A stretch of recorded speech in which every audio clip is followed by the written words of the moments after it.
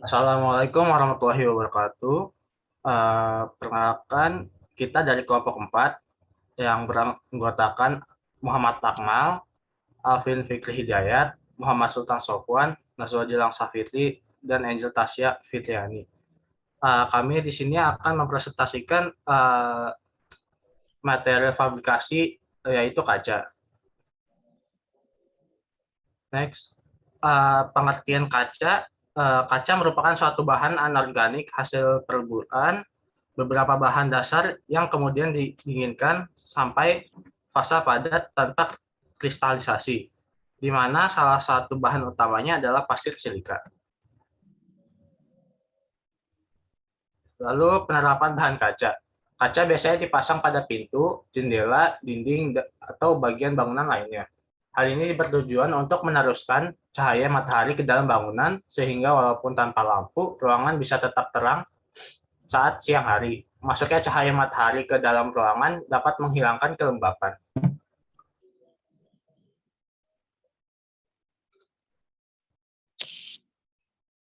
Lanjut saya akan menjelaskan tentang jenis-jenis kaca. Pertama ada kaca bening. Kaca bening atau yang biasa disebut dengan kaca polos karena memiliki karakteristik tidak berwarna, rata, dan bebas dari distorsi. Hal tersebut menyebabkan jenis kaca ini dapat menghasilkan bayangan prima lebih dari 90%. Kaca ini tidak direkomendasikan untuk dipakai pada bangunan bertingkat tinggi karena ia tidak memiliki ketahanan panas yang kuat. Kaca ini memiliki beberapa jenis, yaitu ada 5 mm, 6 mm, serta 8 mm. Terus lanjut ada kaca cermin. Kaca cermin biasa digunakan untuk material dalam ruangan atau interior agar terkesan lebih luas dipakai di dalam interior. Terus ada kaca es atau kaca buram. Kaca es merupakan jenis kaca yang salah satu sisi tekstur. Tekstur ini dihasilkan saat adonan kaca mulai dibuat bersama dengan roll yang memiliki pola tertentu. Kaca ini memiliki kemampuan dekoratif serta mengaburkan bayangan. Selain itu, adanya tekstur kaca es bisa mengurangi masuknya sinar matahari ke dalam ruangan agar tidak silau. Namun, kaca ini memiliki harga yang lebih terjangkau daripada kaca es asli. Lanjut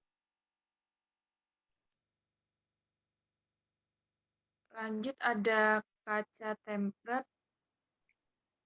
Kaca tempered itu adalah kaca yang dikeraskan, memiliki ketahanan yang sangat tinggi, yaitu mencapai 3-5 kali ketahanan kaca biasa. Kaca ini dikeraskan bisa menahan beban dari berat, angin, serta tekanan apapun yang lebih tinggi. Kaca ini dibuat dengan cara dipanaskan, lalu mendinginkannya secara mendadak. Kaca ini memiliki bentuk pecahan tumpul sehingga aman digunakan. Pada umumnya kaca ini digunakan di tempat-tempat yang biasa dilalui publik. Untuk railing atau pintu tanpa frame, serta dinding tembus pandang. Selanjutnya ada stop sol. Stop sol berarti jenis kaca bening yang disebut juga sebagai solar heat reflective glass. Ini memiliki kemampuan memantulkan cahaya matahari. Kaca ini juga memiliki kemampuan untuk mengurangi beban energi untuk mendinginkan ruangan. Oleh karena itu, ruangan dengan kaca stop sol akan memberikan kesan sejuk saat kamu berada di dalamnya. Selanjutnya ada kaca berwarna. Kaca ini biasa disebut dengan kaca Ray-Ban atau kaca polos. Biasanya ditambahkan warna lapisan yang dicampur oleh logam. Kaca jenis ini menahan panas serta sinar matahari hingga 55%. Hal ini bertujuan untuk mengurangi beban energi pendingin ruangan. Untuk tingkatan kaca kegelapannya, kaca Ray-Ban sanggup dilapisi sampai sebagian kali. Kaca Ray-Ban tidak hanya berwarna hitam, namun juga berwarna biru, kehijauan, biru gelap, dan banyak warna lainnya. Kaca ini cocok untuk kamu yang ingin mengurangi pencahayaan berlebihan yang masuk dari luar. Hal ini juga berfungsi agar rumah menjadi lebih sejuk. Selanjutnya,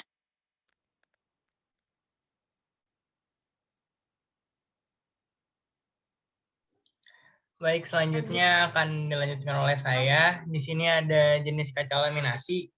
Kaca laminasi merupakan jenis kaca yang memiliki kualitas baik dalam hal keamanannya, karena lapisannya itu yang tebal, sehingga membuatnya tidak mudah pecah. Dan kebanyakan kaca ini digunakan di di ujung-ujung ruangan, di dekat-dekat void atau di sarana transportasi umum. Kemudian ada double glazing. Nah, double glazing ini merupakan jenis kaca yang terdiri dari 2 atau lebih lapisan kaca yang dipisahkan dengan aluminium. Nah, kaca double ini memiliki kemampuan untuk mengurangi daya panas sinar matahari. Biasanya double glazing ini dipakai dalam ruangan yang memiliki perbedaan suhu cukup tinggi. Kemudian ada Sanergy. Sanergy merupakan jenis kaca yang menggunakan proses vakum sputtering. Nah, kaca bening ini dilapisi dengan material tertentu yang bisa membuat ruangan lebih dingin. Nah, jadi hal ini juga bisa mengurangi penggunaan pendingin ruangan di dalam satu bangunan. Nah, kemudian ada kaca apung. Nah, kaca apung ini merupakan kaca yang terbuat dari natrium silikat serta kalsium silikat. Nah, karena hal tersebut kaca ini juga disebut dengan nama kaca soda kapur, maaf. Karakteristik kaca ini memiliki permukaan yang bersih sehingga dapat menimbulkan pantulan yang menyilaukan jika terkena cahaya. Nah, biasanya kaca ini dipakai untuk toko atau bangunan publik. Kemudian ada kaca anti pecah. Nah, kaca anti pecah ini biasa digunakan untuk sebagai bahan jendela ventilasi, skylight rumah, hingga kaca-kaca mobil. Nah, dalam pembuatannya, kaca ini ditambahkan bahan berupa plastik povinil. Jadi ngebuat kaca ini tidak bisa membentuk tepi yang tajam ketika pecah. Kemudian ada kaca ekstra bersih. Nah, kaca ekstra bersih ini punya 2 karakteristik khusus, yaitu fotokatalik dan hidrofolik. Nah, dengan adanya karakteristik ini, kaca tersebut menjadi kaca anti noda. Nah, jadi salah satu kaca yang mudah perawatannya karena tidak mudah kotor. Nah, kemudian ada kaca balok. Nah, kaca balok ini merupakan kaca yang memiliki nilai estetika. Jadi, ia memiliki sifat yang fleksibel dan bisa dipasang berbagai bentuk di rumah. Nah, bentuk estetiknya ini ngebuat kita bisa ngekreasiin kaca-kacanya ini sesuai apa yang kita pengen. Nah, kemudian ada kaca fotokromatik. Nah, biasanya kaca ini digunakan di berbagai bangunan penting, kayak seperti ruang kantor, terus ruang-ruang unit tertentu.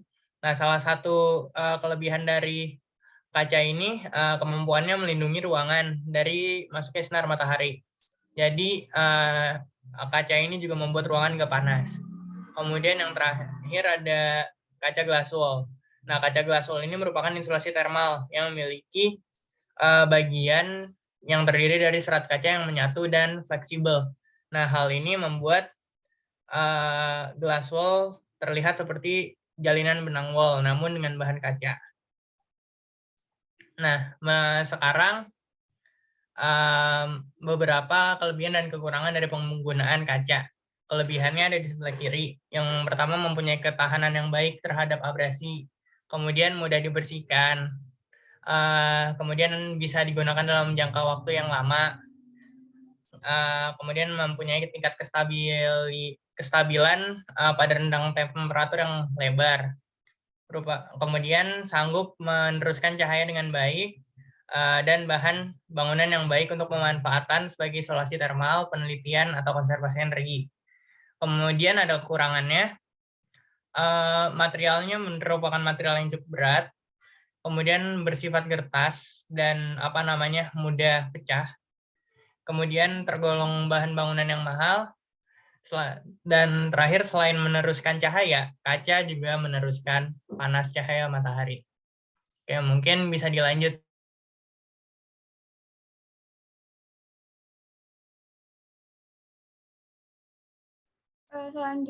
Selanjutnya ada studi preseden.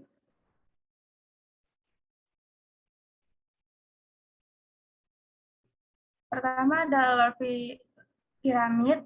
Piramid de Louvre adalah gerbang utama untuk menuju Louvre Museum, yang merupakan museum terbesar di dunia. Jadi ini dirancang oleh arsitek IMA dan selesai dibangun pada 1989 dengan 603 kaca belah ketupat dan 70 kaca segitiga dengan tinggi 21,6 meter. Next. Lalu ada Hudson Yards, gedung pencakar langit berdinding tembus kaca yang berada di New York bernama Hudson Yard. Gedung ini memiliki 100 lantai dengan total ketinggian 345 meter yang menjulang tinggi. Bangunan Menara Pandang Hudson Yard ini telah diresmikan untuk umum pada tanggal 11 Maret 2020 lalu.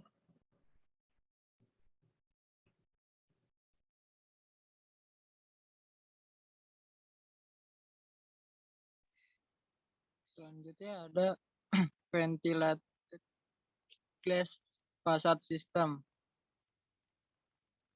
Susunan ini berfungsi melindungi struktur dan atau penghuni dari hujan, salju, dan es yang disebabkan oleh angin, sambil mempertahankan ventilasi alami dan keuntungan siang hari.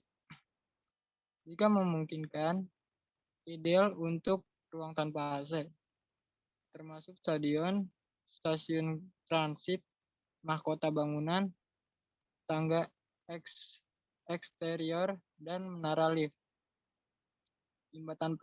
jembatan penyeberangan, fasilitas parkir di atas tanah, dan banyak lagi.